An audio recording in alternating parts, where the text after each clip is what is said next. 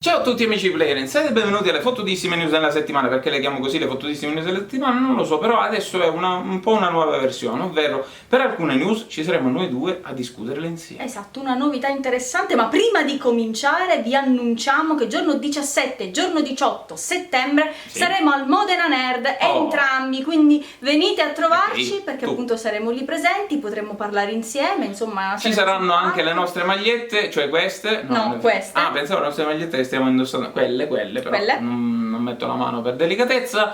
e quindi insomma ci saranno anche show sul palco. Ma soprattutto ci siamo noi. Ci siamo noi, quindi alla fine potevamo anche fermarla qui la cosa. Esatto. Vabbè, il resto della fiera chi se ne frega, siamo noi, basta. Vi aspettiamo a Modena e adesso news.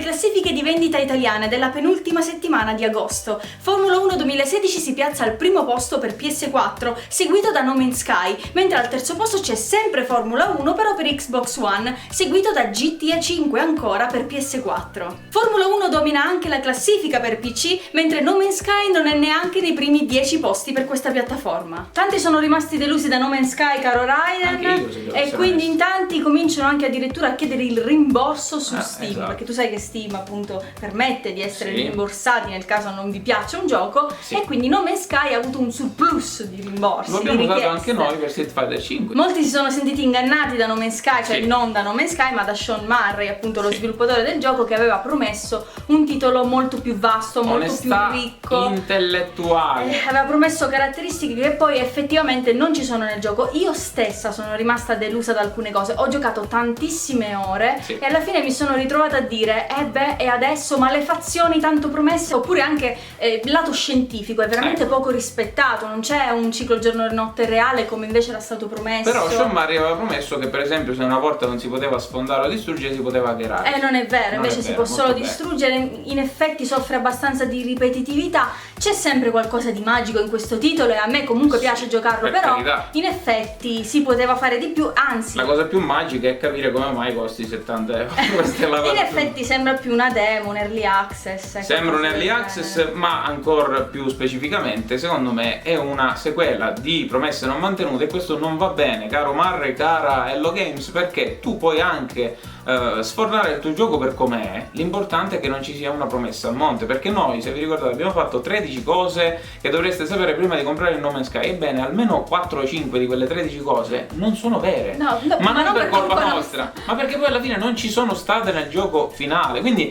è vero che magari avremmo dovuto informarci di più, ma il pubblico medio si informa così tanto per un gioco prima di acquistarlo. Comunque non vogliamo dilungarci troppo, anche perché abbiamo espresso già sonoramente il nostro parere. Fateci sapere qui sotto nei commenti che cosa ne pensate voi, magari evitando i luoghi comuni senza dire vabbè lo sapevo, che schifavo. No, esatto, infatti. Nonostante le mie speranze, purtroppo non ci sarà alcuna remastered per la trilogia di Mass Effect su nuova generazione, o almeno così ha confermato Electronic Arts. Però sappiamo già che BioWare sta lavorando a una nuova EP oltre a Mass Effect Andromeda, che verrà presentata molto presto. Cattive notizie per chi stava attendendo il nuovo capitolo di Gran Turismo GT Sport, perché effettivamente è stato rinviato nel 2017 a data ancora da definirsi, era atteso per il novembre di quest'anno. Secondo il team di sviluppo ci vorrà ancora un po' per smussare il gioco e renderlo perfetto in ogni sua parte, e in effetti noi abbiamo potuto provarlo all'evento PlayStation E3 a Roma e ci è sembrato che qualcosa ancora richiedesse un po' di sistemazione quella. Magari non esisterà mai la remastered della trilogia di Mass Effect, ma ci sono buone probabilità che esca la remastered della trilogia di Ezio Auditore, ovvero una versione rimasterizzata per Xbox One e PS4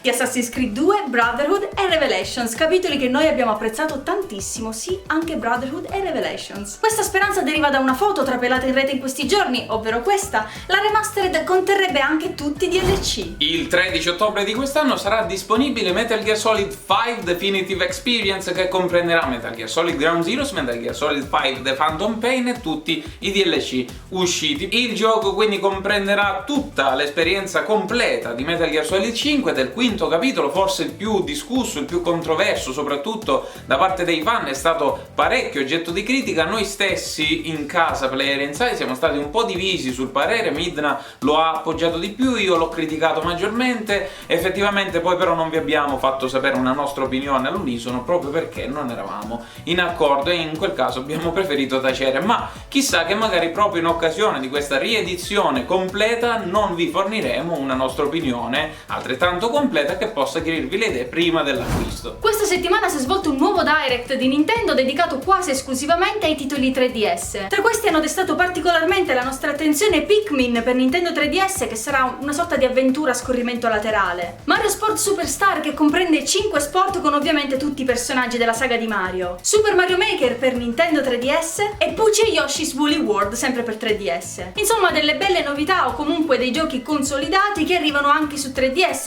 e per noi è già una bella cosa, anche se aspettiamo ancora il famoso direct per la presentazione di NX. News abbastanza importante, ovvero del fatto che potrebbe essere stata svelata la forma definitiva di PlayStation 4 Neo, che è questa. Beh, allora, cosa ne dici mai? non lo so, non mi piace, una torta a 3 strati, Una torta ecco. a 3 strati. No, è una console, hai sbagliato. È una Non ne console capisci ovviamente, niente però di allora ciò. questa non è ufficiale. No, però ti dico, Maidna è basata, è un mock-up, cioè una sorta di ricostruzione da parte di fan, però chi i cazzi, basata su delle immagini che potrebbero essere trapelate da Foxconn. È plausibile, ma non mi fa impazzire, devo dire la verità. No, effettivamente no, ma devo dire anche che a me non fa impazzire neanche la PlayStation 4 normale, non dico quella Slim che è proprio una cagata, ma la normale, cioè non lo so, una gomma da cancellare. A me piace. A me non è mai piaciuta. No, a me piace perché è piccolina. Ho sempre preferito come forma l'Xbox One tradizionale. Comunque, al di là Fateci degli sapere scherzi, se vi piace questa fateci forma. sapere se vi piacerebbe che fosse così. Inoltre, gli analisti, però non dei miei coglioni, perché gli analisti dei miei coglioni è solo Michael Pack. Lui è proprio Esatto. abbonato. Gli analisti hanno dichiarato che PlayStation 4 Neo potrebbe costare 399 euro, quindi non tanto. Non tanto. È È il prezzo dell'attuale PlayStation 4. Sì, anche se adesso si trova anche a 2,99, è in contrapposizione a quella che potrebbe essere Xbox One Scorpio, che potrebbe costare, secondo quello che ha fatto capire Phil Spencer, la Microsoft in generale, addirittura 5,99, 4,99. Anche qui Sony dovrebbe spuntarla come prezzo per la sua console high-end. E per l'ormai consueto e immancabile angolo delle minne, non è vero, ogni tanto è mancato, infatti ce l'avete chiesto sotto nei commenti dov'è l'angolo delle minne, ma siccome vogliamo aggiungere qualità a questa rubrica non la facciamo mancare mai più, ve lo giuriamo. Veniamo a sapere da fonti ufficiali, ovvero direttamente qua ai Tecmo, che ci sarà una modalità fatta apposta per il PlayStation VR per Dead or Alive Extreme 3 e non vediamo l'ora di utilizzarla anche insieme a voi, anche se sarà difficile mostrarvela, però avremo il VR solo ed esclusivamente per questo. Gli altri giochi a sto punto chi se ne frega, non li prendo, li avevo preordinati insieme al VR, a sto punto annullata la prenotazione perché c'è Dead or Alive che già ce l'ho e quindi aspetto la modalità anche se costerà 99 euro. Bene ragazzi, fateci sapere cosa ne pensate di alcune news, quelle che vi sono interessate di più, e anche di questo nuovo format, cioè della compartecipazione mia di Raiden quando parliamo di determinate news. Esatto, ci piace approfondire determinati argomenti però insieme, perché riteniamo che sia più costruttivo e che possa invogliare al dialogo e anche a